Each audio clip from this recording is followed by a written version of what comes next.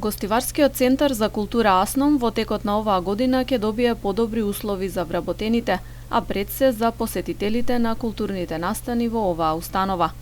Владата вчера ја усвои програмата за инвестиции во културата за 2020 година, која меѓу другото предвидува почеток на реконструкција на центарот во Гостивар.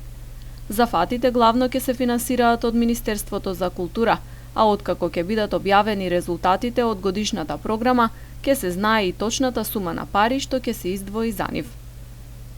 Ние пак зависиме од финансијата од Министерството за култура. Сега инвестициите одат по фази. Први ни беше поважно ни беше грејењето. Ова година мислиме, имаме разлог да се радуваме дека ќе биде конечно еднаш средена работата со грејењето на големата сала, узвучувањето и осветувањето на големата сала и малата сала. Ја завршивме. Значи полека зема форма и целиот објект.